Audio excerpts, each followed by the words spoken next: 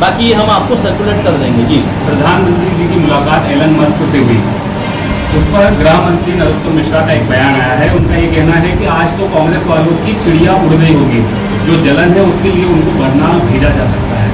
क्या कहेंगे आप? ठीक है, ये तो देखो आने वाला, देखो सुन लीजिए, हम डेमोक्रेसी सिस्टम में काम करते हैं, हम लोकतांत्रिक व्यवस्था में काम करते हैं।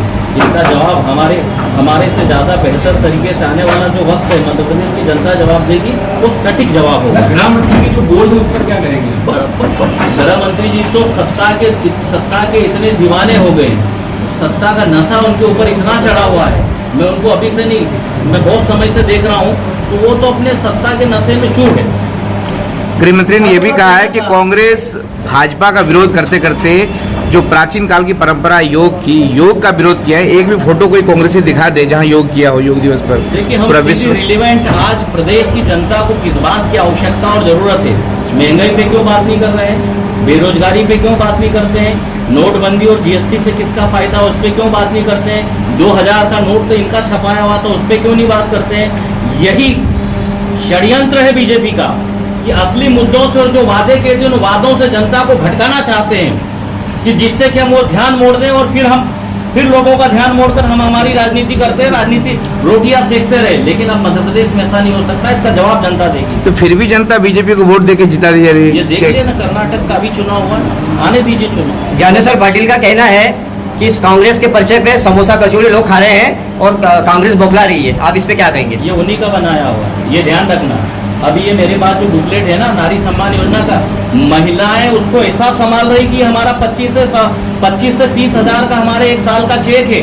बड़वानी जिले में हम लोग इसको भर रहे हैं, और जहां हम इसको फॉर्म भरने के लिए हमारे पदाधिकारी निकलते हैं तो भाजपा के परिवार की महिलाएं भी कि हमारा भी फॉर्म भरो, हमारा भी फॉर्म भरो, हमारा भी फॉर्म भरो, कि हम वंचित नहीं हो जाएं।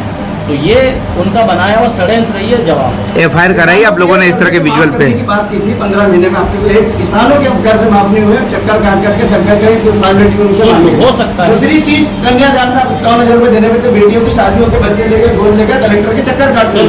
उसमें आपका मेरे जिस जिले से मैं आता हूँ, बड़वानी जिले के, मैं आपको आंकड़े बता रहा हूँ, 62,000 किसानों के 302 करोड़ का कर्जा माफ हुआ है।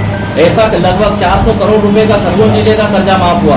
खंडवा जिले का भी शायद 257 करोड़ का हरसूद में साहब ने बोला है कि 257 करोड़ का कर्जा खंडवा जिले में माफ हुआ है। और मेरा ही प्रश्न था विधानसभा में, मैंने सरकार, ये कंफ्यूजन फैला रहे थे, मैंने सरकार से पूछा था, जयवर्धन सिंह जी का, हमारा दोनों का प्रश्न था, और कमल पटेल की सरकार, शिवराज सिंह जी की सरकार ने और कृषि मंत्री कमल पटेल जी ने जवाब दिया कि हाँ, कमलनाथ जी की सरकार ने मध्य प्रदेश के 27 लाख किसानों का 11,500 करोड़ का कर्जा माफ किया है। कैसे का माफ नहीं हुआ?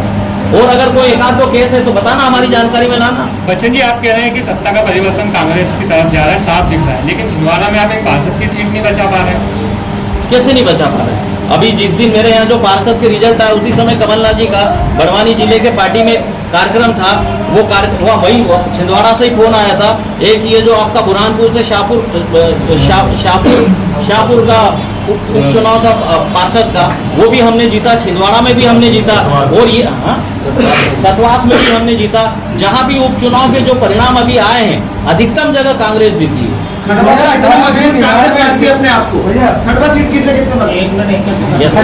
निवार 2018 का जो चुनाव हुआ, निवार में के तीनों जिलों में, बुरहानपुर हुआ, खरगोन हो, बड़वानी हो, सब जगह कांग्रेस है। मतलब एक आध सीट ही केवल वो जो पशुपालन मंत्री जी वाली, वो केवल बीजेपी को हमारे जिला है बड़वानी आपका जिला। लेकिन खंडवा की तीनों सीट मतलब बीजेपी के खाते में गई।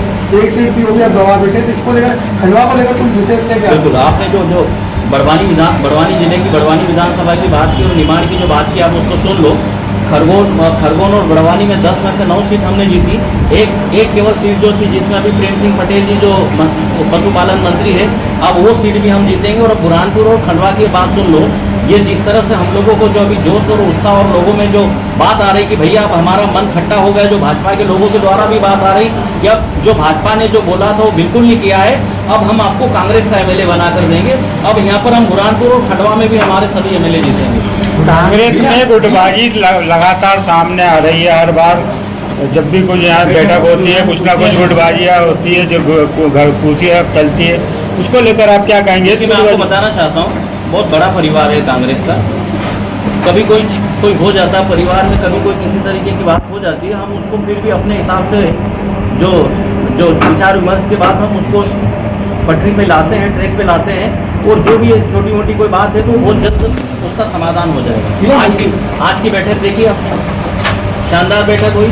यस, उनको बताया ना कौन गृह मंत्री, उनको बताया ना कि कौन गृह मंत्री, अरे पूर्व गृह मंत्री है ना, आगामी भी है। बैठक कैसी हुई? भगवान करे कभी हॉस्पिटल की जरूरत ना पड़े, लेकिन अगर पड़े तो दादाजी मल्टी स्पेशलिटी हॉस्पिटल के सभी डॉक्टर आपकी किसी भी मुसीबत में सेवा करने के लिए 24 घंटे तैयार हैं।